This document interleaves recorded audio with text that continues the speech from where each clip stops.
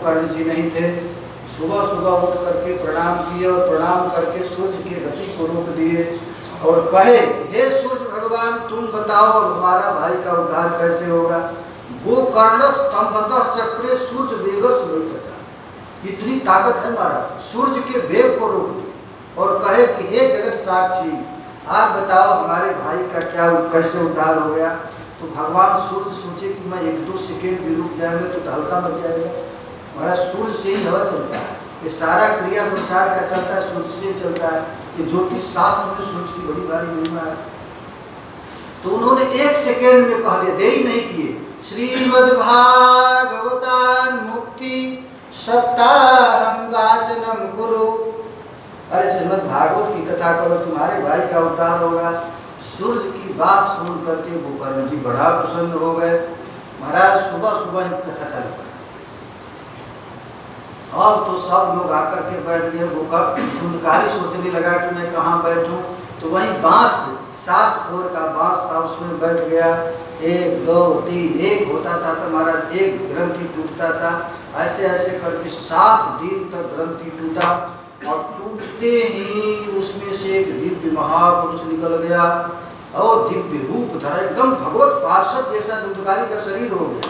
पीतवासा घनश्यामा मुकुटी कुंडलान्विता, एकदम पीताम्बरधारी शंख चक्र गदा पर भगवान विष्णु पार्षद स्वरूप मुक्ति भगवान विष्णु जैसा रूप हो गया और आकर के साष्टांग दंडवत किया गोकर्ण जी को और कहा, धन्या भागवती वार्ता प्रेत पीड़ा विनाशिनी। अरे भैया तुम्हारा भागवत कथा धन्य है, देखो केवल कथा सुनकर के हमारा प्रेत पीड़ा चल गया। अच्छा धुंधकारी कुछ श्लोक बताया है भागवत के विषय। धुंधकारी कह रहा है कि मैं कथा सुन रहा था तो हमारे हृदय में क्या क्या हो रहा था, सुनो। कंपन्ते सर्व पापानि सप्ताह श्रवणे, जब हम कथा में सुनने के लिए बैठा तो जितना पाप था थर थर कांपने लगा। पाप अस्माकम प्रलयम सद्य कथा चेत करिष्यति, अरे अब तो ये कथा सुनने जा रहा है, हम लोग तो पूरा नष्ट हो जाएंगे, कहाँ जाएंगे।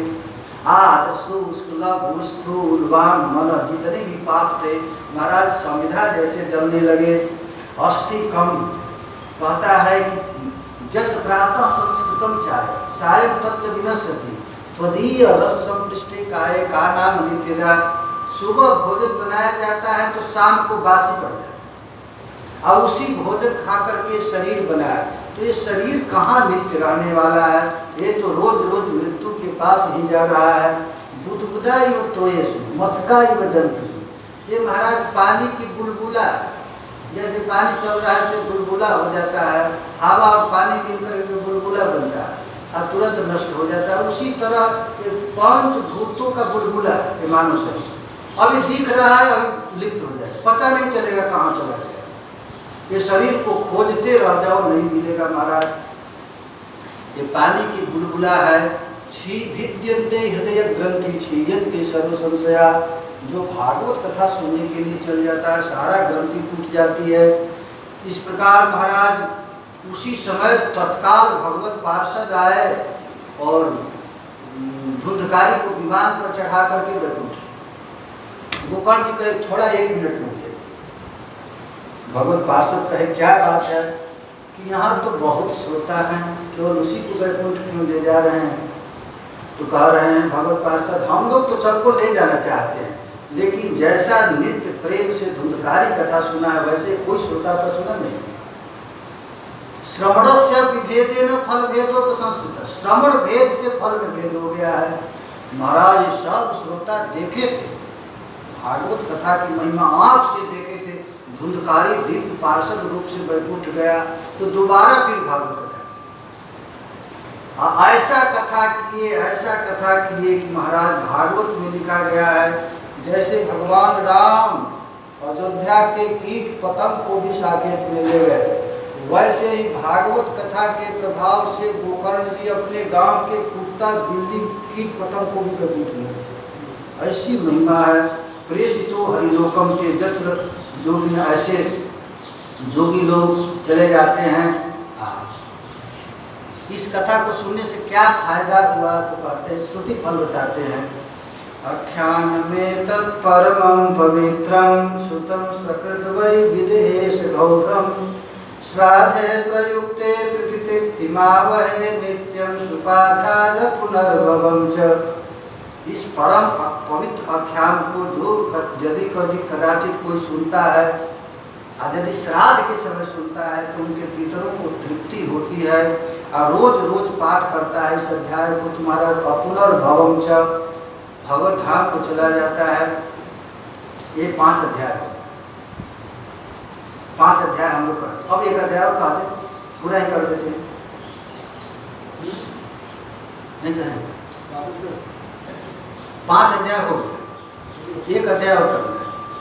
एक अध्याय करेंगे तो महात्मा हो जाएगा पूरी महात्मा, कहे कि नहीं? संक्षेप में, अरे संक्षेप का आप 2 श्लोक में कह देंगे, चिंता क्यों करते हैं? श्रोता की इच्छा से ही कथा है महाराज। भागवत में मैं देखा हूँ एक श्लोक में सुखदेव जी कथा कह दी, परीक्षित कहा तब बढ़ा है। सूत जी कहते हैं कथा की शैली यही होनी चाहिए, श्रोता चाहे तो विस्तार करो और श्रोता न चाहे तो अति संक्षेप में करो। तो देखिए अब 6 अध्याय में सबसे बड़ा अध्याय, लेकिन हम 2 श्लोक नहीं करेंगे। यदि किसी को कथा कहवाना है, पूछे हैं कि यदि किसी को कथा कहवाना है तो क्या करना चाहिए, तो कहे सबसे पहले पंडित के पास और पूछे कि महाराज हम कथा करवाना चाहते हैं, तो पंडित पूछेगा किस लिए कथा करवाना चाहते हैं, जैसा जिसके लिए वैसा विधान। कोई विरक्त महापुरुष कथा सुनने वाला पंडित को बुला दीजिए, हड़बड़ हड़बड़ करने लगेगा, विवाह है तो ये है तो वो है, कथा में रस चला जाएगा।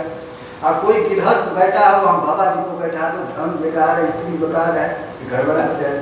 तो कहते जैसी कथा सुनना है वैसे ही वक्ता खोजना चाहिए। तो वैसा वक्ता बोल करके कथा करे। किस दिन में कथा करे तो यह भी बता दिए। कथा यदि चालू हो तो सबसे कह दें कि भाई हमारे घर में कथा हो रहा है। तो कथा किससे सुनना चाहिए, तो महाराज कथा के लिए लक्षण बताते हैं विरक्त। भागवत कथा का सबसे बड़ा लक्षण विरक्त का ही है। जब वैष्णव विरक्त हो, वैष्णव हो और ब्राह्मण, 3 चीज होना चाहिए। भागवत कथा किससे सुनना चाहिए, तो पहला बताए हैं विरक्तो वैष्णवो विप्रो, ये 3 चीज। वेद शास्त्र विशुद्धकृत,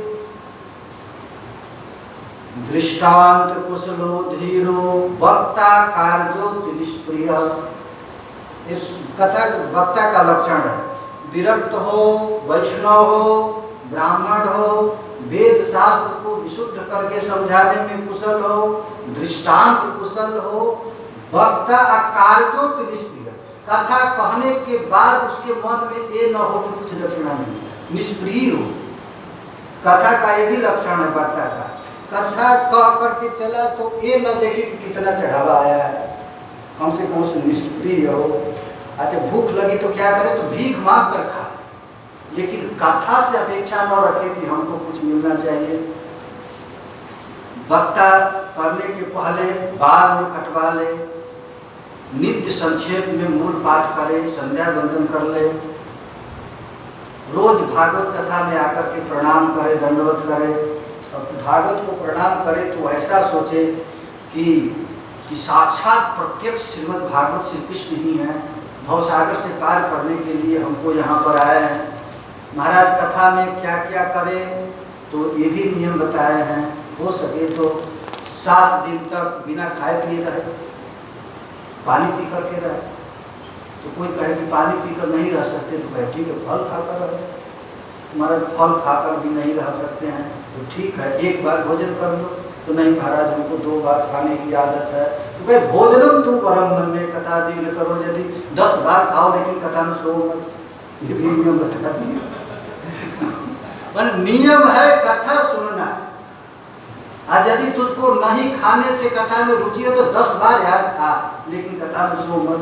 भोजनम तो परम धन्य कथा दिन करो। यदि इस प्रकार जैसे जन्माष्टमी व्रत है, विवाह में जितना पैसा खर्च हो वैसा महाराज करे।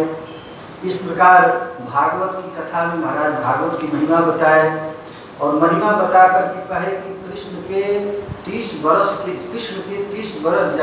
जाने के बाद सुखदेव जी ने महाराज परीक्षित को कथा सुनाया दिया था और कृष्ण के 200 वर्ष जाने के बाद गोकर्ण ने कथा सुनाया था और 30 वर्ष के बाद सूत गोस्वामी ने शौनकादिक ऋषियों को कथा सुनाए थे। इस प्रकार महाराज के 7वां अध्याय में हो गया कथा और इसके बाद एक श्लोक में भागवत की स्तुति गा रहे हैं।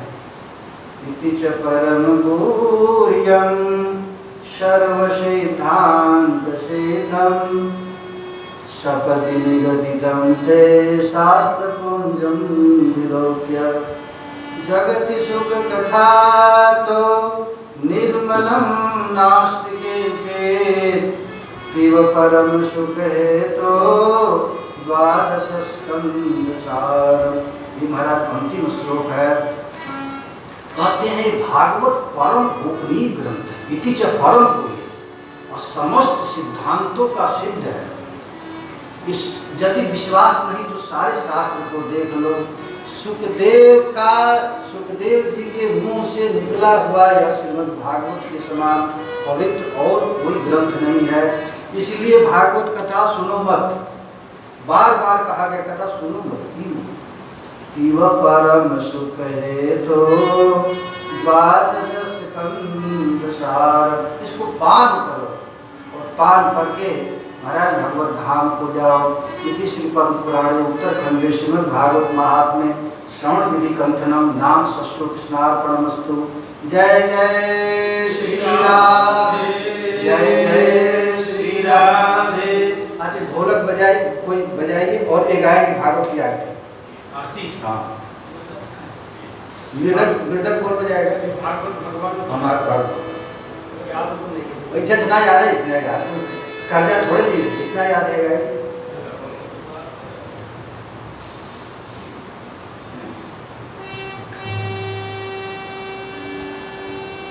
श्री भागवत भगवान की है आरती, श्री भागवत भगवान की है आरती।